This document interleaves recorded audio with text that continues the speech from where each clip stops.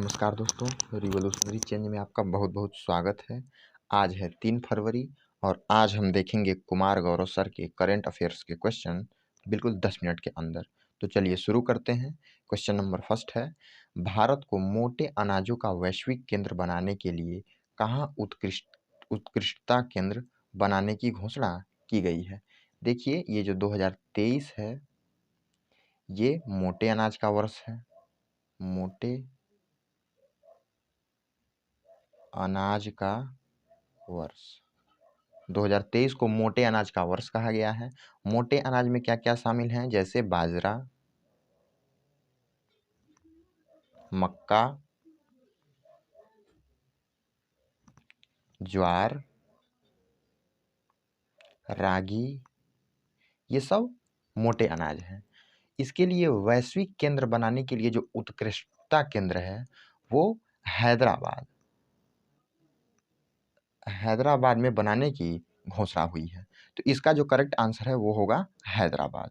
तो मोटे अनाजों के लिए जो उत्कृष्टता केंद्र है वो हैदराबाद में बनाने की घोषणा की गई है।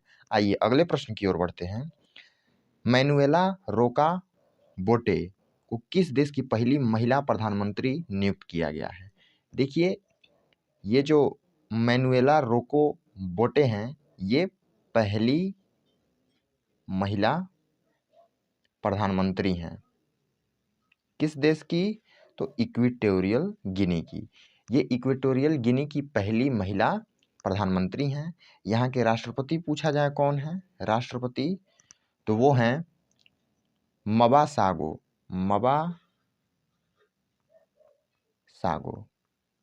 ये 1979 से वहाँ के राष्ट्रपति बने हुए हैं और अब भी हैं। तो इसका जो करेक्ट आंसर होगा वो होगा इक्वेटोरियल गिनी। तो मैनुएला रोको बोटे को इक्वेटोरियल गिनी का पहला महिला पीएम नियुक्त किया गया है। आइए अगले प्रश्न की ओर बढ़ते हैं। हाल ही में अडानी समूह द्वारा हाइफा बंदरगाह का अधिग्रहण किया गया है, यह किस देश में स्थित है। देखिए, ये जो हाइफा बंदरगाह है, हाइफा बंदरगाह ये इजराइल में है। इजराइल में है ये हाइफा बंदरगाह। और हाल ही में अडानी जो ग्रुप है उसने इसे 1.2 बिलियन अरब डॉलर में इसे अधिग्रहण किया है। इससे भारत और इजराइल दोनों के बीच में जो संबंध है वो और मजबूत होगा। तो इसका जो करेक्ट आंसर है वो है इजराइल। तो ये जो हाइफा बंदरगाह है वो इजराइल में है। आइए अगले प्रश्न की ओर बढ़ते हैं। प्रतिवर्ष वर्ल्ड इकोनॉमिक आउटलुक किसके द्वारा जारी किया जाता है। देखिए, ये जो वर्ल्ड इकोनॉमिक जो ये आउटलुक रिपोर्ट है ये प्रत्येक वर्ष IMF इंटरनेशनल मॉनेटरी फंड अंतर्राष्ट्रीय मुद्रा कोष द्वारा जारी किया जाता है। इसमें विश्व की जो इकोनॉमी है उसको दिखाया जाता है। और इस बार इसकी जो वर्ल्ड है उसकी जो इकोनॉमी में जो वृद्धि है 2022 में वो 3.4% दिखाई गई है। 2023 में क्या रहने वाली है, तो ये 2.9% रहने वाली है। और 2024 में जो इसका अनुमान है 2024 में जो इसका अनुमान है वो 3.1% रहने वाला है। तो इसका जो करेक्ट आंसर होगा वो होगा अंतर्राष्ट्रीय मुद्रा कोष, ऑप्शन नंबर डी। तो ये जो वर्ल्ड इकोनॉमिक आउटलुक जो रिपोर्ट है वो IMF के द्वारा प्रत्येक वर्ष जारी किया जाता है। आइए अगले प्रश्न की ओर बढ़ते हैं।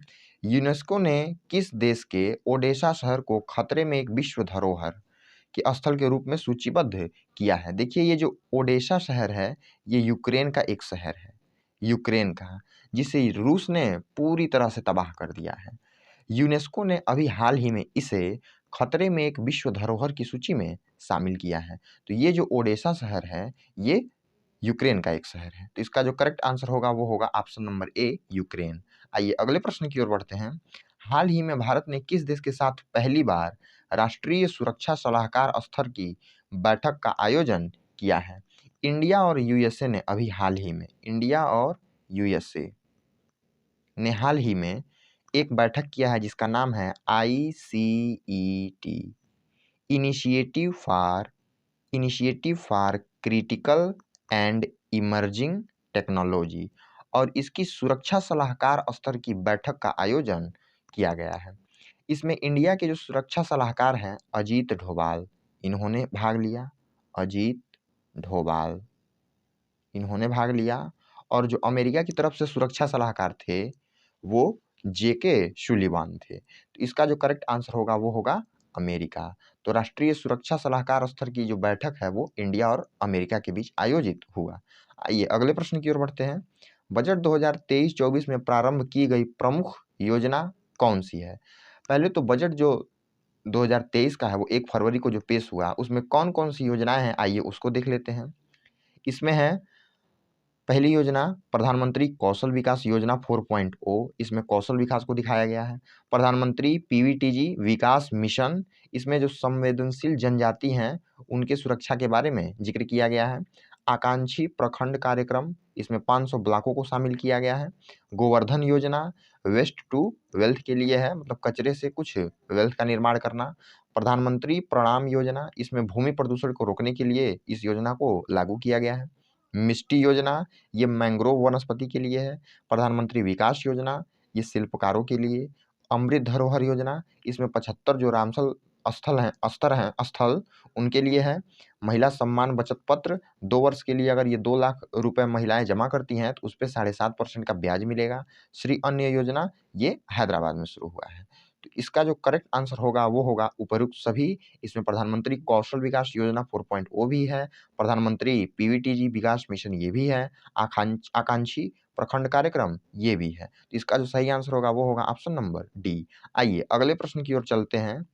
IIRF MBA रैंकिंग 2023 में शीर्ष पद किस प्रबंधन संस्थान को प्राप्त हुआ है? देखिए ये जो IIRF है इसका मतलब होता है India in ranking framework. India in ranking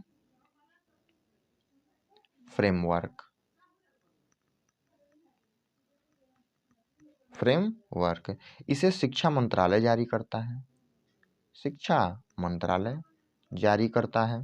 तो ये जो IIRF है इंडिया इन रैंकिंग फ्रेमवर्क, ये शिक्षा मंत्रालय जारी करता है। ये मैनेजमेंट के लिए जारी किया जाता है, प्रबंधन के लिए। और इसमें जो टॉप जो स्थान मिला है वो मिला है IIM अहमदाबाद को। इसका जो करेक्ट आंसर होगा वो होगा option number B, IIM Ahmedabad. आइए अगले प्रश्न की ओर बढ़ते हैं। हाल ही में NISAU UK द्वारा किसे लाइफ टाइम अचीवमेंट ऑनर्स पुरस्कार 2023 प्रदान करने की घोषणा की गई है? देखिए 1991 में जब LPG को पेश किया गया, लिबरलाइजेशन, प्राइवेटाइजेशन एंड ग्लोबलाइजेशन, इसको जब पेश किया गया उस समय जो फाइनेंस मिनिस्टर थे वो थे डॉक्टर मनमोहन सिंह।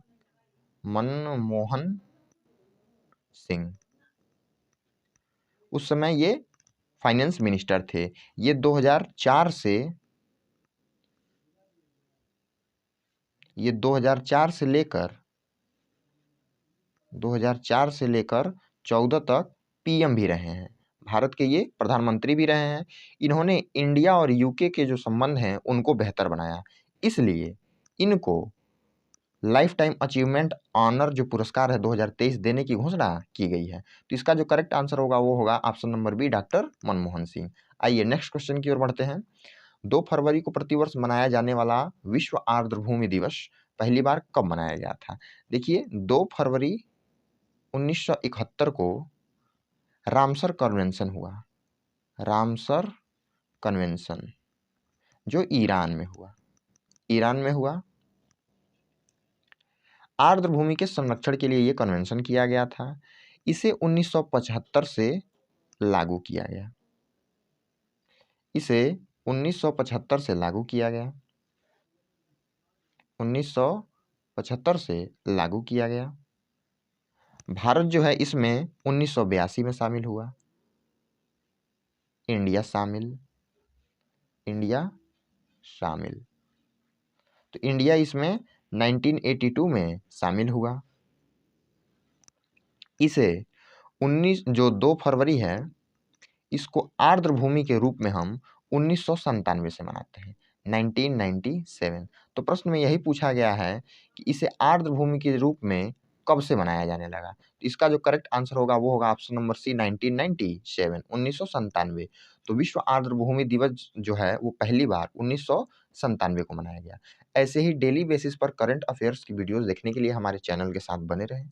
अगर आपको ये वीडियो अच्छा लगता है तो चैनल को सब्सक्राइब करें, वीडियोज को लाइक करें, शेयर करें और कमेंट भी करें। धन्यवाद।